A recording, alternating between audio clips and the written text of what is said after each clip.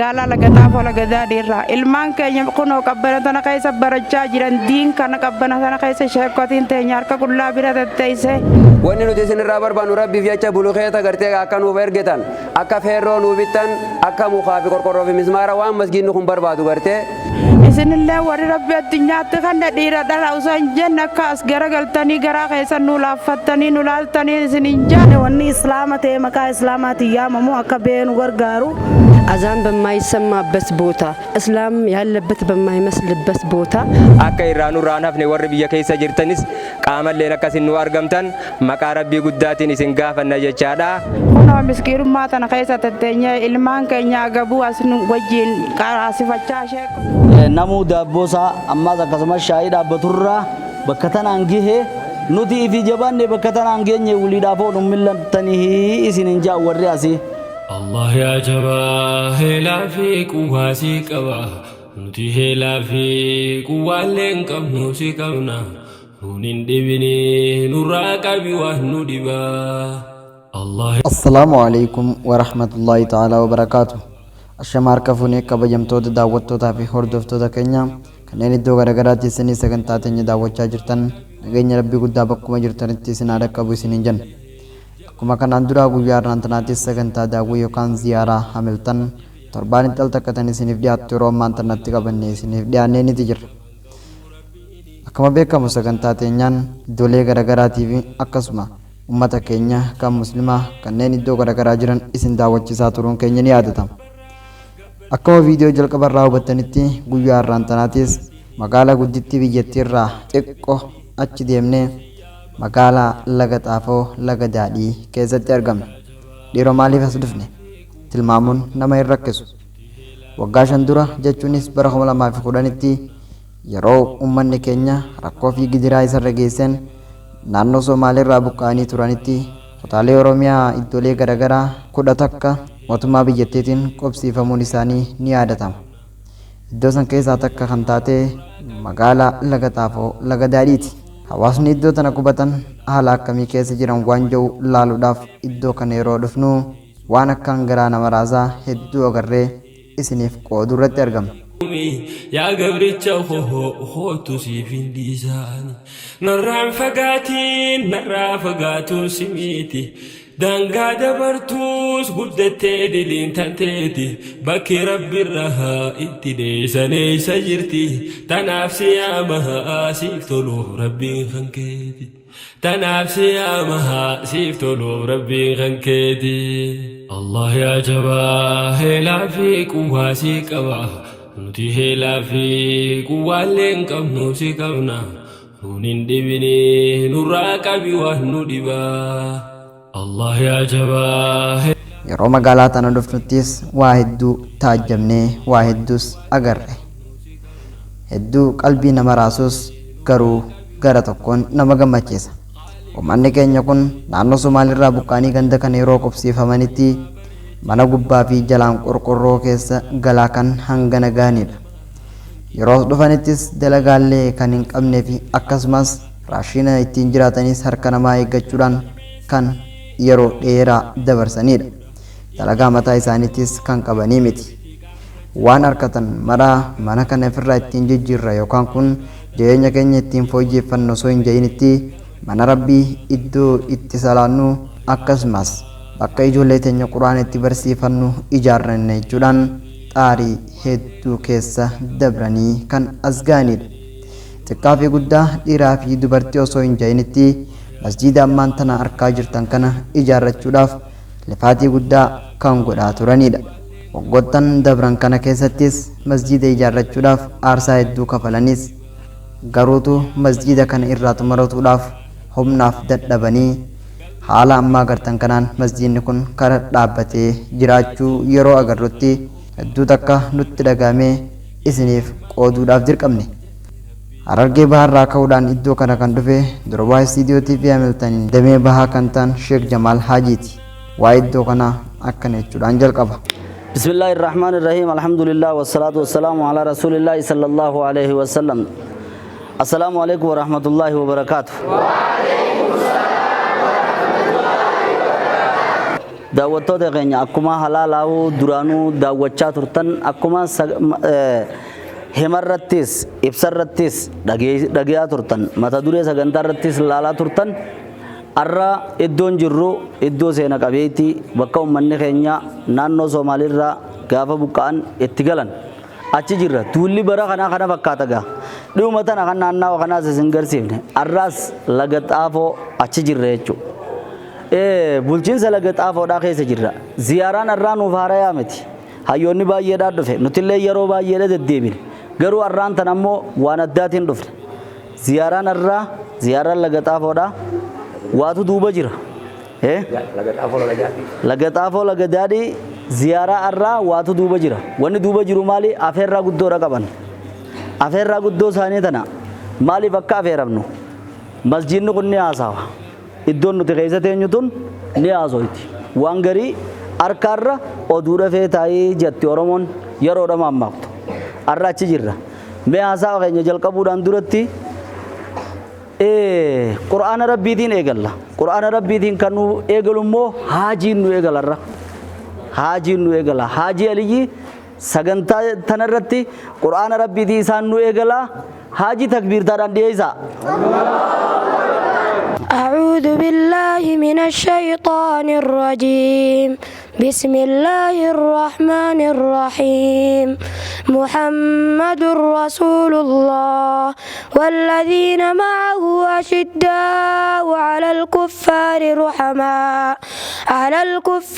رحماء بينهم تراهم ركعا سجدا يبتغون فضلا من الله ورضوانا سيماهم في وجوههم من أثر السجود ذلك مثلهم في التوراة ومثلهم في الإنجيل كزرع أخرج شطأه فآزره فاستغلظ فاستوى على سوقه يعجب الزراع ليغيظ بهم الكفار وعد الله الذين آمنوا وعملوا الصالحات منهم مغفرة وأجرا عظيما صدق الله العظيم namoonni as jiran namoota manguddoodha as keessa jira sheekanii as keessa jira haasawa keenya sagantaa teenya banuudhaaf ammas akkasuma akkuma durullee aadaadhaaf qabnu du'aa'iidhaan itti aansina du'aa'i immoo abbaa gadaatiif jira abbaan gadaa kabajamoo Jaabir Hassanee takbiirtaadhaan asitti dhiyeessaa du'aa'i haa isinii godhu Allahu akbar Alhamdulillah Rabbi galanne aageu yaati keenya guddaanis Rabbiin galanne aageu ummata keenya kanallee waliin nu fide Rabbi galanne aageu hamtu Rabbi isinirraa qabu khayri isin haa qunnamsiisu diin kana get isinii haa dhaabu masgiida kanallee isinii haa fixu eega lammiin teenyallee nu garte umaanuma dhumaati Rabbi haaliini nu haa gargaaru Rabbi haaliini nu haa gargaaru sajaa isaaniillee Rabbi haa kafaluuf dhufa isaaniitti gammannee Rabbi isaan haa gammachiisu keenya ka guddisu jirru kanatti gammannee Rabbi nu haa gammachiisu diiniin nu haa gammachiisu masgiida keenya kanallee laal itti gammannee ummanni keenyallee nu harkuu itti gammannee Rabbiin dhalaa fi dhiirattillee warra feeydaa Rabbi nu haa godhu warra du'aa fi jiruunillee wajji jiraatu Rabbi nu haa godhu Rabbi nu haa godhu Rabbi nu haa godhu Rabbi nu haa godhu warra wal gargaaru warra harka wal qabu Rabbi nu haa godhu Rabbi nu haa godhu namuma gartee diin islaamiif ka'e Rabbi haaliini olaa kaasu yaa obboleeyyan keenya gaa gammachuun irra sargiin irra jirru numan jirre tana dabartee numan jirre Rabbiin gartee tanaa olitti illee nu haa dabarsu bihaqqi subhaana rabbika maashaallah abbaa gadaatis numa qabdan kanatti aansuudhaan daawwattoota keenya gaa arra laga xaafoo laga daadhii jirra godina addaa naannawa finfinneedhaa jirra masjidni ni haasawa jenne masjida Abubakar Siddiq akkin isinin jiru masjidni narraa bakka bu'ee imaamnummaan na keessa jiru imaamnummaan asitti salaachisu Sheekh Ahmad Kadir bakka tana bu'ee haanarraa haasa'u ja'a laata maaliif nu afeeruun barbaachise addunyaa afeeruun maaliif barbaachise ammaas akkasuma haalli bakka tanatti jiranoo maal fakkaatti akkamitti bakka tanaa uugiyan kanaaf kana fakkaatu imaamni masjidaa isiniif ibsaa isaa wajjiniin turtii gaariin isinin jaa takbiirtaadhaan dhiyeessa.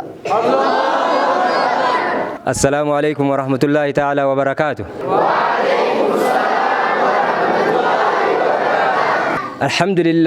الحمد لله ثم الحمد لله قالني كربي كينياتي ربي عالم ربي قرتني قفتا وعالم هندا قالني سافتها دا إرد بني الحمد لله رب العالمين. كيسموني كينيا شيخ جمال هاجي تي في والرئيس ولين دفن hedduu nu gammachiisan gammachuu guddaan nu dhagame wallahi akka malee gartanii qalbii keenyarraa wallahi xiqqaa guddaadhaan dhiiraa dubartiidhaan gammachuu daangaan qabne gartanii gammanne maalayya isaanii miti keessummoonni gurguddoon ulamaa'onni keenya gaafa asitti gartanii dirree kanarra nu dhufan muhaadaraa keenya kaafeeranne kanaaf gaafa sin nu dhufan gammachuun keenya maal taati dubbii gartanii waan nama ajaa'ibsiisurraa hiduuba. Shayni keenya gartanii kabajamaan ka gartanii addunyaa kana hoogganaa jiru gartanii miidiyaadhaan yeroo ammaa kana asin nu dhufanii haala nu keessa jirru mustaqbala fuuldura keenya waan jiraa jiru gartanii nu laalee nu qoratee addunyaatti nu gabaasuudhaaf nu gartanii ibsuudhaaf ka dhufe gartanii hedduu galatoonfannaa. Allahu akbar Allahu akbar. Daawwattoota keenya ka biyya keessaa ka biyya alaa akkuma argaa jirtan gandi keenya kun gartanii magaalaa laga xaafoo laga daadhii ganda mariisaa keessatti masgida kana seenaa ajaa'ibaa qaba seenaa guddaa qaba wallaahi laaziim Abubakr Siddiq gartanii masginni keenya maqaan isaa Abubakr Siddiq jedhamu kun seenaa guddaa qaba gaafa bu'uura isaa lafaa kaafnurraa eegallee haga sadarkaa amma geenyu kana ga'utti seenaa addaa waan ajaa'ibaa dabarse rakkoo garagaraa dabarse gartanii masginni kun jechuudha. Alhamdulillah amma sadarkaa kanaan geenye gara gubbaatillee gartanii eegallee dhaabnee jirra. Amma ammoo ummanni islaamaa haanurraa xumuruu jenneet muhaadaraa guddaa ji'a shanaffaa gaafa 14 bara 2015 huno masgida kana sadarkaa kanarraan geenye jirra akkuma footoo irratti argaa jirtan kana. Uma isaati irratti masginni keenya dizaayiniin isa fakkaata gaafa nu xumurame kanaaf inshaallah taala sagantaa muhaadaraa ka ulamaa'otaa fi daa'ii hayyoota garagara irratti afeeranne kana akka irraanurraan hafne warri biyya keessa jirtanis qaamalleen akkasin nu argamtan maqaa rabbii guddaatiin isin gaafanna jechaadha. Masginni kun gartanii masgida seenaadhaati hawaasni as keessa jiru ilmaan daa'imman asitti argaa jirtan kun warra quraana haffazaa jiru jira warra hadiisa quraa gartanii qara'aa jiru jira akkasuma gartanii xiqqaa fi guddaan masginni kun xumuramuudhaaf hawwii guddaa qabanii biyyi tun biyya qorraati biyya qabbanaati kanaaf inshaallah taala sagantaa muhaadaraa guyyaa kartee 14 kanarraa akka nurraan hafne maqaa rabbiitiin isin gaafannaa warri biyya keessaa ka biyya lallee jechuudha isin galatoonfannaa galatoomaa barakallahu fiikum assalaamu alaykum wa rahmatullahi taala wa barakaatuh. Allahu akbar kanatti aansuudhaan laga xaafoo laga daadhii arraantana akka ayata quraanaatiin namarra bahuu barbaanna nama nu haasawee laata obboleewwan keenya kanneen achi jiru san maal keessa jiranii ka firaasharra taa'u ka afata isaarra taa'u akka inni dhagihee baruu barbaanna maal keessa jiran laata tarii yeroo naannoo inni sun naannawa Finfinneedhaati inumaatu itti tolellee kasehu bakka jiru hin dhabamu akkasuma ammas nurra wayyaadha kasehu hin dhabamu dhugumaan karra wayyaatillee waan dhabamu mee haalli isaan itti jiran waa'ee isaanii nama seenaa jabduu qabu nama gaafa hammarreessa ummanni keenya buqqee jiru awwadaa'is dhufee waliis barree achi gadittis masjidaan jaara asittis masjidaan jaara je'ee maraataa masjidaa nama jaamu nama masjidaa maraate way jibbita maqaasan akkana nama masjida irraa maraate jechuun kan isaa nama qalamni irraa fuudhame jechuudha miti nama qalbii namni kun waan irraa maraatu qaba gariin duniyaa irraa maraata gariin diin irraa maraata kasii mire akkasitti isa agarraan masjida yaadanne nuti maqaan isaa kan ammatti beekamu sheekh maasha Allah ta'e maasha Allah isin dhiyeessuudha deema Allahu akbar Allahu akbar maqaan kiyya Abdul Fattah Sheekh Usmaaniin jedhama iddoon dhaloota kiyyaa aanaa cinaasan araddaa mudhii daawwee jedhamti barri nuti dhufne gartee amma amata shanfinnee amata jaaffaa keessa jirra jecha waggaa shanfittanii maasha Allah waggaa jaaffaadhaa keessa jirtanii jechuudha obboleeyyan keenya gartee Sheekh Jamaal Haji ifii gartee shariikan saa warreen hojii jirtan hagartee dhuftanii nu laaltan amma durattis marraa hedduu yeroo hedduu bakka tana deddeebitanii nu laaltan gaafa ummanni keenya gartee miidhamtoota waan nyaatu hin qabne waa meeqa fiddanii fi akkasitti gartee dhuftan obboleeyyan keenya gartee haa galatoomanii umrii isaaniitillee rabbi dachaa haa godhuuf jenna.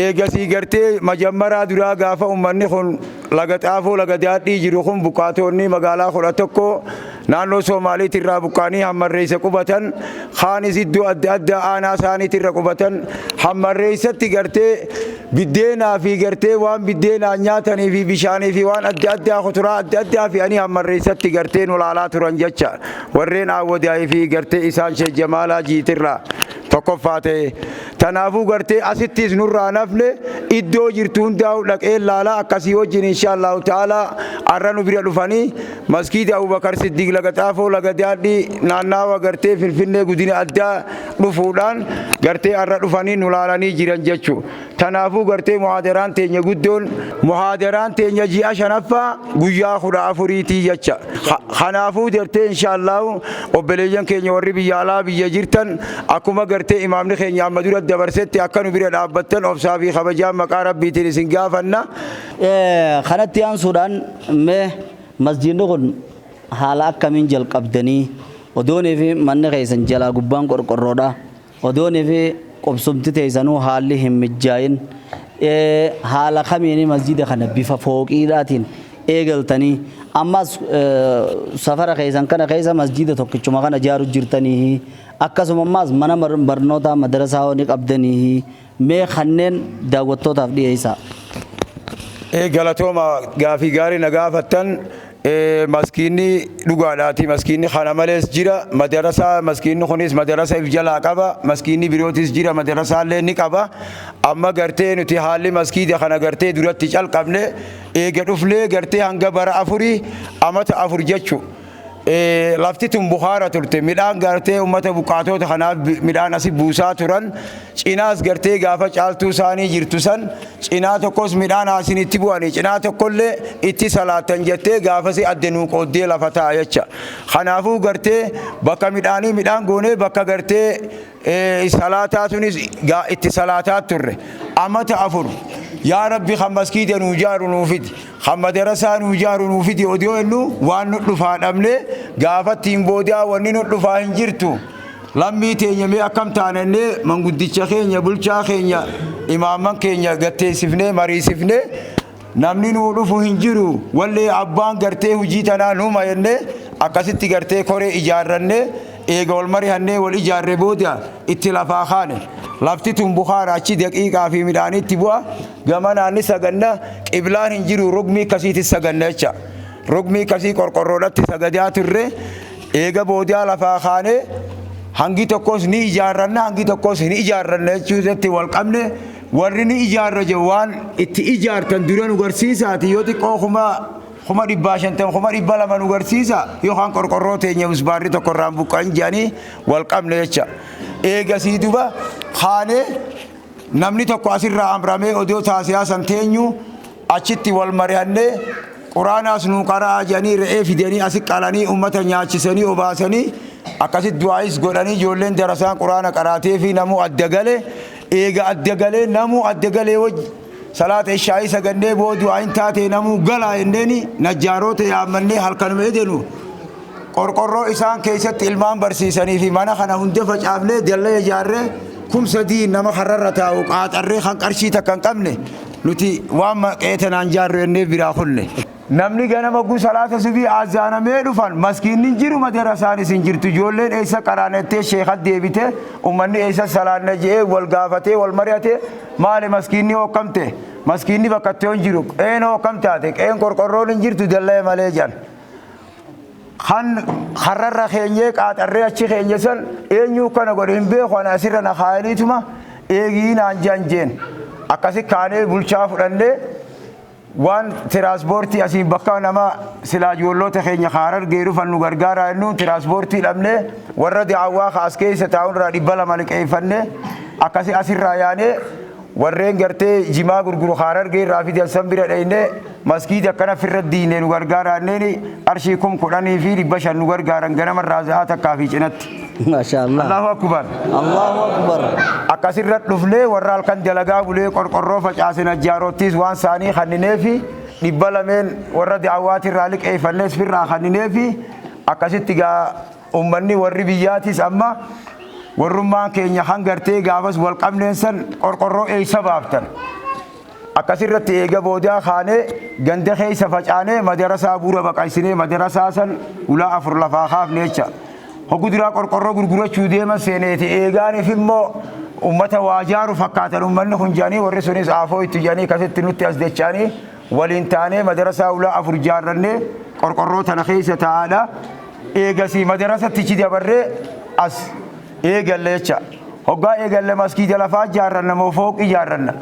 Bakki jirru waan guddin addaa naannawa Finfinnee taateef jecha maskiinni hogguma takka jaarmayniniiti. Nuti yoonii fi fooqii jalaa jaarrannee qarnii dhuftu ka gubbaa ijaarrattu jennee akkasii wal taanee buura baqayfannee jecha. Qarshii takkaas harkaan qabnu akkasitti liqii saniin eegalle kunoo alhamdulillah arraas darajaa lammaffaatiirra jirra.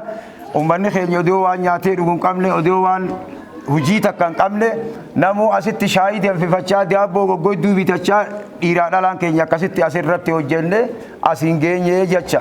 Tana kanatti aansuudhaan godinoota warra safara 11 warra as qubate wal quba qabdamu akkamirra waliin jirtan. Gartee magaalaa 11 jira wal quba qabna gaafa jaarmee jiran gaafa haajaan takka jirtu walit dhayna wal laalla gandii tokko asiraate huur achi jira wal beeyna namuu deeqattis wal beeka asittis wal beeyna jecha. Maashaallah maashaallah. Maaliif maashaallah siin jano? Wanni maashaallah naan itti jaan gaafa duraa gaafa harargee jirru baadiyaa keessa deemeetiin loonii fi re'ee guura masgiidaan ijaara gaafa kaan manguddoon takka tangandee kanarraa kaanii yaa'u jirtu ijoolleen dhuftee ziyaarte eega dhufanii ziyaaran ijoollee loowwan eegu jirtanii eeloon eegu jirra isinoo re'ee eegu jirra. Ati hoo maal eegu jirte janiin tokkoon ani looniin eegu jirra re'ee hun qabdeen yennaan takka qabnaa takkitti maashaallah fuudhee jeen. Takkitti maashaallah fuudhee Allahu akbar. Ayyee. Takkitti maashaallah fuudheen jeen ani quban qabu gaafa kaan manguddicha sun araddoota isaaniitiin dhaqee araddaa isaaniititti maskiida ijaaru jira ana jaarsooti. Maqaa biitti sitti beektu himi maqaan kiyya Abdulfatta aboo himi Abdulfatta mi himi akkasirratti duba mee haati haa itti beektu himi janiin ijaarsi ijoolleen baadiyyaarraa akkana dhuftee nu ziyaartee maal eedden jennaan loon re'ee hun qabden re'ee takka qabnaa maashaallah fuudhee nuun jedhanii jaan achirraa maashaallah namatti. Allahu akbar. Allahu akbar.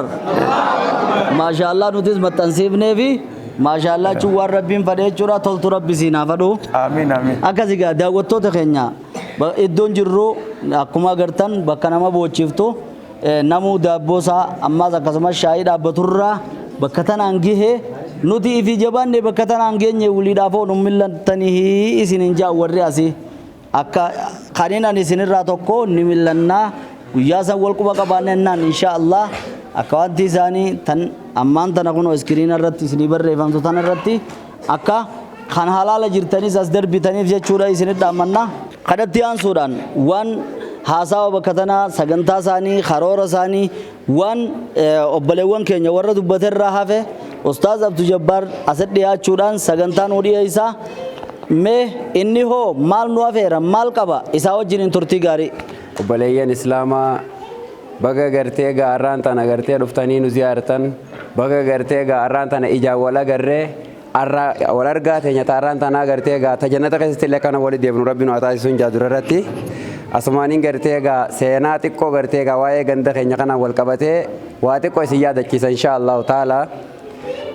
Egaa akkuma beekamu ummanni keenya kun gartee gaa ummata gartee naannoo Somaaleerraa akkuma dhufaniin yeroo gartee gaa dura bakka tana dhufan san ummanni kun nama gartee gaa nu gartee Oromuma tahanii ummata keenya ka gartee kalimaa laa ilaaha hin qabne waan asitti baay'ataniif isaan kanaan simatamanii yeroo turan keessatti sammuu teessan fa'aa isin tasgabbeessina jedhanii faranjii fa'aa gartee gaa nutti as dhiyeessuudhaan ummanni faranjiidhaa kun gartee gaa obboleeyyan islaamaa waan biraa booda keessa gartee gaa gaafa fidan osoo gartee kennaan isaanii numa toltu osuma gartee isaan fuula gaariidhaan gartee gaa ummata keenya kana dhiyaatuudha nutti dhiyaataa turanii osuma jiranii isaan kana maallaqa keessanii fi isinillee barbaannu jedhanii maaliif jennaan waan gartee amantii teenyarraa gartee gaa nutti dhufu takkallee hin qeeballu nuti gartee gaa kadhufneen lubbuu teenyaa fi amantii teenyaani bakka tana gartee gaa kadhufneeni maallaqa gartee gaa rizqii duraan rabbiin nu barreessi jechuudhaan isaan gartee warra isaan fidellee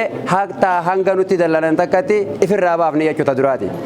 Eega sii gartee gaa waliin turree rabbii keenya kadhannee eega waggaa 3 kadhanneen booda amma gartee masjida kana yoo eegalle malee gartee masjidni kun waan hunjaaramu kaja'uun gartee gaa sababa gartee gaa gaggeessine yeroo masjida keenya eegalle irraa kaafne hanga gartee gaa guyyaa irraan tanaa keessatti taatee takka gartee gaa yoon isin yaadachiisu ummata keenya gartee gaa warra dhiiraa waan maallaqa gartee gaa nutiin kun harkaa hin qabneef godinoota gartee gaa adda addaa gartee gaa kafee gartee gaa Oromiyaa keessa jiran keessa gartee gaa ummata keenya ergannee dhiirti gartee gaa waan baatee dhumteef dubartii 80 bakka tana dalaguu ture obboleeyyan islaamaa bakka tana gartee bakka dhiiraa buutee biyyee baasuudhaan qotuudhaan namni dhiirtii hangi tokko kaafte gartee gaa keessaa qottee ol kannuufiidhaa wajjin dubartii 80 ol bakka tana gartee gaa sa'aa lamarraa eegaltee hanga sa'aa 12tti dalaguu turte jechuun inshaallah obboleeyyan islaamaa akkas ta'uu wajjin osoo gartee hamilee hin kutatin abdii hin muratin ummanni keenya kun huccuutti gartee gaa fixatee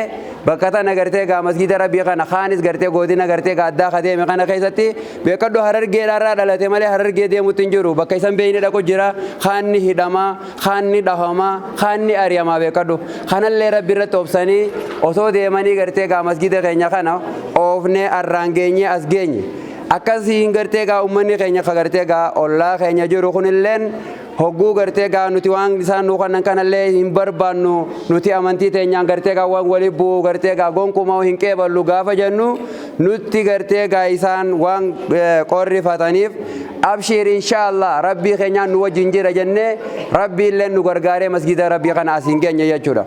hogguu asii eega asiin geenyeen booda gartee gaa dadhabnee harkinis gartee gaa nurraa yaa'ee miilaanis gartee bakkan gahii goda gartee gaa eega tuyne booda as deebinee ummata islaamaa kan gartee gaa addunyaa tanarra jiru kan bakka adda addaa jiru gartee gaa akka gartee rabbiif jecha nu bira dhaabbatee masjida kana nu xumuru jennee gara sheeka keenya gartee gaa Sheekh Jamaal fa'aa iyyannee akkasuma gartee daa'iiwwan Itoophiyaadhaa akka gartee gaa Sheekh Amin Ibroo fa'aa raayyaa abbaa maccaa fa'aa ulamaa'ii gurguddoo gara keenya gartee akka isaan as deebi'an imala keenya gara isaanii deebifne as deebinee wal mari'anne hogguu tana gartee gaa ummata keenya kabobbaafne kaniin gartee gaa reefu isinii tuqesanis dachaafnee bakka tana deebinee maal taanaa kaja'u gizee wal mari'anne yaadni kun nuu dhufee ummata keenya kana yaammanne jechuudha.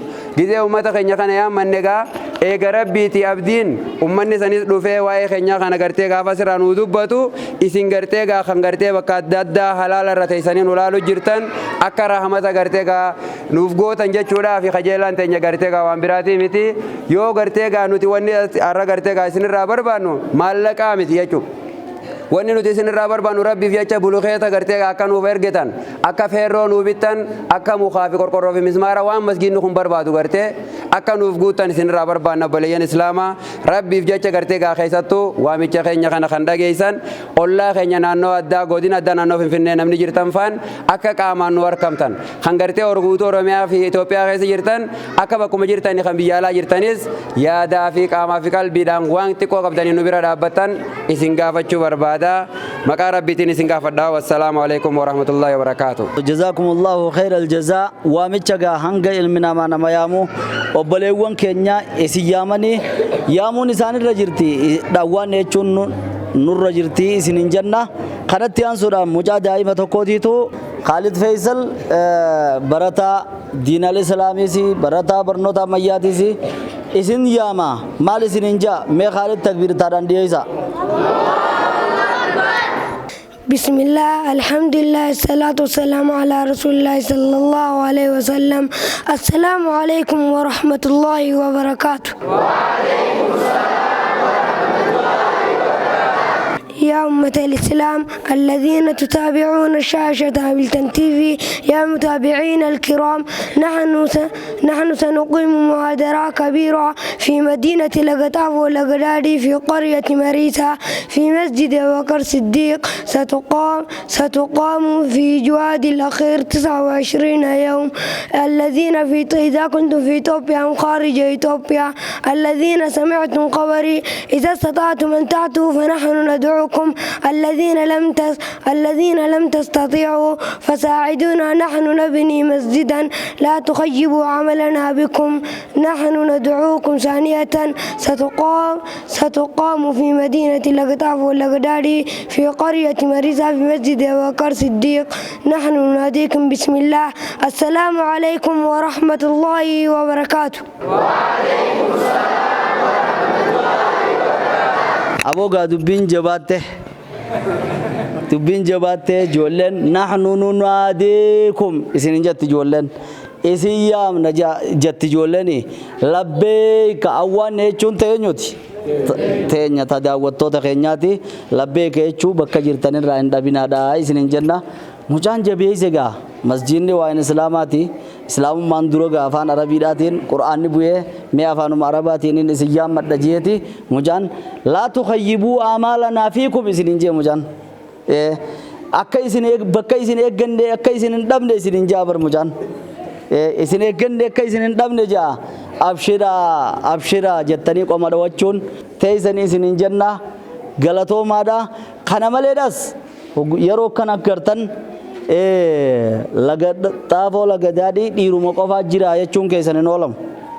Sheeyni keenya reefu ustaas yeroodha dubbatan dubartii lakkoofsi isaanii hanganan je'amneetitu asii dalagaa ture jee dubartoonnis as jiran mee quraanaanis ijoolleen nuuf banti akkasuma ammaas haasawa isaanii dhagahames isaaniif nu dhiyeessanii jammaa haawwanii dubartoota wajjiniin turtii gaarii isiniin jenna sagantaa teenya hordofa. أعوذ بالله من الشيطان الرجيم.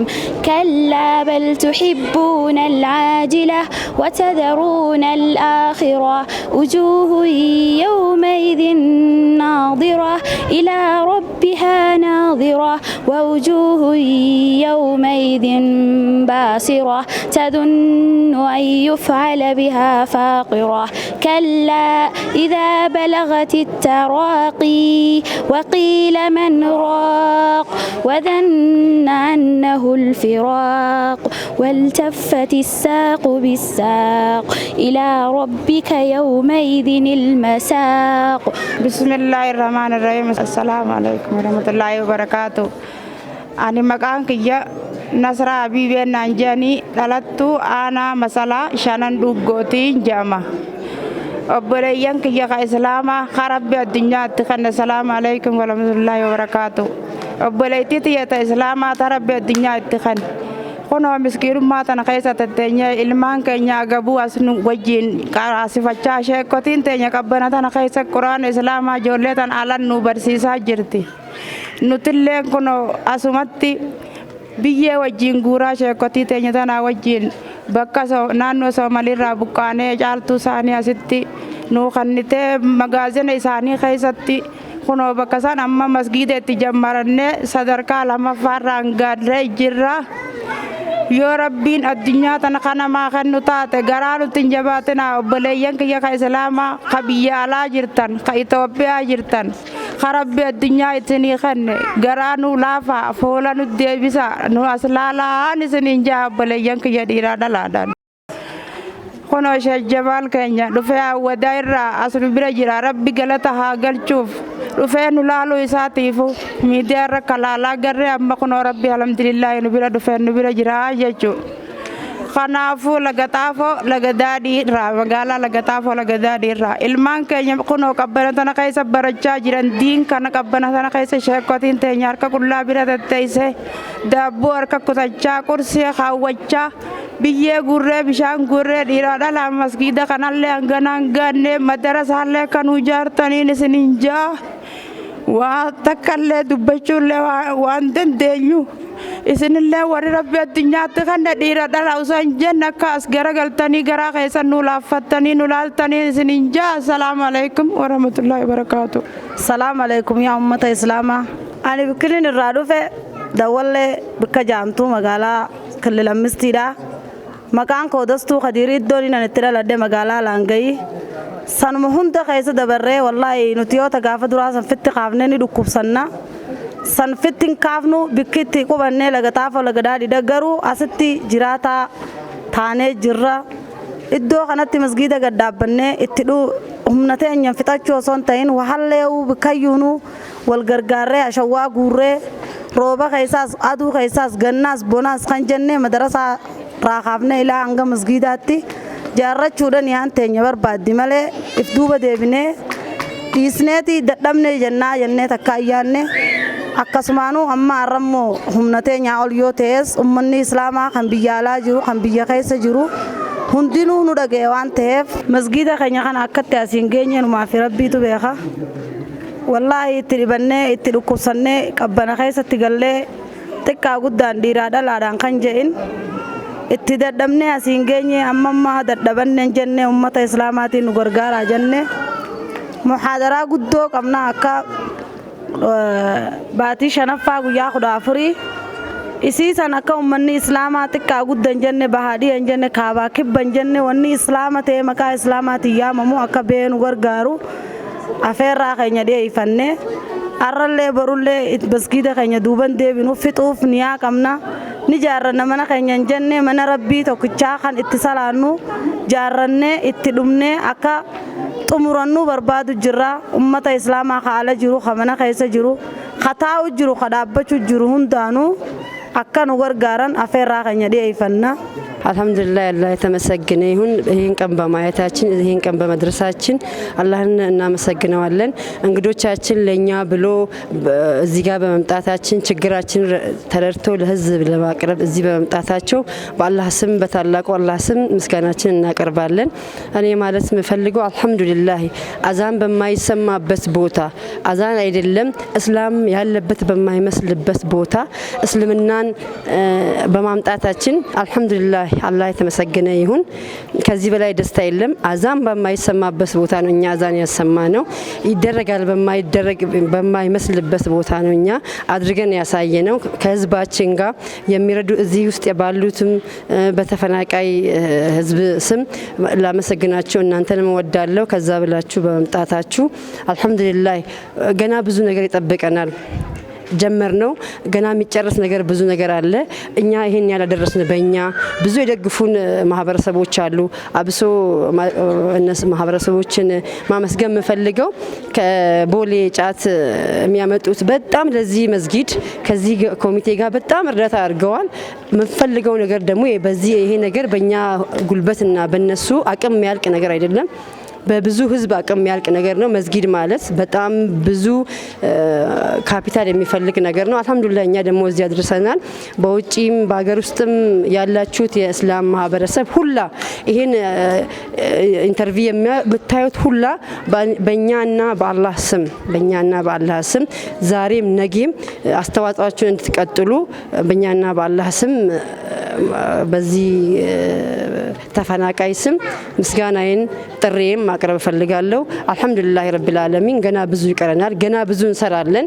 ገና ይሄንን አካባቢ ሙሉ እስላም አድርገን እስልምናን እናረጋለን ብለን እናስባለን። አልহামዱሊላህ ረቢል ዓለሚን ደስ ብሎኛል። እኔ አንድ መናገር መፈልገው መድረሳ አለ፣ ልጆቻችን መቅራት አለባቸው። ሼኮች አሉ የሚያስቀሩ። እነዚህም በዚህ በምንም ላይ ተነስቶ ነው እያስቀሩ ያሉት። መሬት ላይ ቁጭ ብሎ ልጆቻችን የሚቀሩት እነዛም ያስቀሩት ከኋላ የሚደግፋቸው ሰው የለም። ግዴታ ነው። አንድ ሰው ልጆቹን ቀኑ ሙሉ እዚህ ይዞ የሚውል ሰው የሆነ ነገር ይፈልጋል ቤት ውስጥ። ይሄን ነገር የሚረዳልን ሰው ደግሞ እንፈልጋለን። ምክንያቱም ሼካ ማለት አንድ አስተማሪ ማለት ብዙ ህዝብን መገንባት የሚችል ስለሆነ ይህንን ኢንተርቪው የምታዩት ሁሉ ለዚህ ለልጆች መድረሳ አስተዋጽኦ ከመስጊዱ ቀጥሎ አስተዋጽኦ እንድታደርጉልን አልহামዱሊላህ ረቢል ዓለሚን እንጠይቃቸዋለን። ብዙ ነገር ይቀርናል፣ ተናግሬ የምጨርሰው ነገር አይደለም። ያውቃሉ፣ ሁሉም ሰው ያውቃል መስጊድ የሚፈልገውን ነገር መድረሳ የሚፈልገውን ነገር ሁሉም ስለሚያውቅ እኔ ይህንን ነው የምለው። የቀረውን አላህ ይምላልበት ብዬ ጨርሳለሁ። ሰላም አለይኩም ወራህመቱላሂ ወበረካቱ። ቶሌጋ kabajamtoota hordoftootaa fi daawwattoota keenya kan ilaan gammaatti daawwattan sagantaa daawwii yookaan ziyaaraa amiltaniin godina addaa naannoo Finfinnee bulchiinsa magaalaa Laga Xaafoo Laga Daadii dhaquudhaan uummata keenya kan naannoo Somaaliirraa buqqee iddoo sana qubatee isin daawwachiisaa kan turredha. Jireenyi keenya osoo nurraan jijjiiramin garaa agabuu ijoolleen teenya dhuftee san gubbaadhaan ammoo qabbana tana keessa teessee yeroo barattu nutti dhaga'ama. Ummanni muslimaa hundinuu nutti dirmadhaa jechaa kan turan ummata keenya kan naannoo Somaaliirraa buqqaanii godina addaa naannoo Finfinnee bulchiinsa magaalaa Laga Xaafoo qubatanii jiraachaa jiranidha. Masjiida ijaarranna jennee lafaa kaanus lafaatii hedduu goonee yeroo ammaan tanaa humnaaf dadhabannee karaatti dhaabnee jirra. Hawwi keenya yeroo dheeraa kan ta'e masjiida ijaarrachuu fi akkasuma madrasaa ijoolleen keenya diin islaamittiin barattu arkuu ta'us gaabbii qofatee ilaan gammaatti osoo nuuf hin milkaa'in taa'uun hedduu takka nu naasise jechuudhaan hawaasni kun yeroo dubbatan hedduu qalbiin nama caba. Uummanni keenya kun harkaa qabeenya dhabanis qabeenya caalu kan tahe diin islaamaa qabaachuun isaanii hedduu nama gammachiisa. Hundaa ol hamilee fi akkasumas hawwiin isaan diin isaaniitiif qaban hedduu kan namatti toludha. Namni muslima ta'ee viidiyoo kana ilaalaa jirru martinuu waan dandeenyuun uummata kana cinaa dhaabbannee waan nyaatanii fi akkasuma fedhii isaaniitiif nu gaafachaa jiran osoo hin taane mana rabbii ittiin gad dhaabbatanii iddoo ijoolleen isaanii quraan itti barsiifattuuf nutti iyyataa jiran waan ta'eef namni hundinuu waan qabnuun biraa dhaabbannu. Namoonni rabbiin mijeesseef ammoo guyyaa sagantaa isaan qaban sanitti itti haadhayinu kanneen dhaquu hin dandeenye immoo waan qabnuun cinaa dhaabbannuun dhaamsa qophii teenyaati. Inshaallah gara fuulduraattis rakkoo hawaasni keenya iddoo garagaraatti keessa jiru soyinee kan isin biraan geenyu ta'a isiniin jechaa ilaan gammaatti an kan isin faana ture Abdulwahaab Sheekh Jamaal Haajiiti. Taatana qopheessuun fi akkasuma gulaaluudhaan Sheekh Jamaal Haajii nu faana turanii konkolaachisaan keenya Mutawakkal ture. Sagantaa tana daayirekti godhuudhaan Dr. Muhammad Saaliin nu faana turanii hanga sagantaa kana fakkaattu yeroo biraa yoo rabbiin jee walitti deebinuu nageetti isiniin jechaa wassalaamu alaikum warahmatullaahi ta'aalaa wabarakaatuh. ما بريتي لالمي بديع مادا أكوان ما أنكي ننغرتو قبادا أسيسي الرئيسا هنجت دران بوتودا لالمي سمي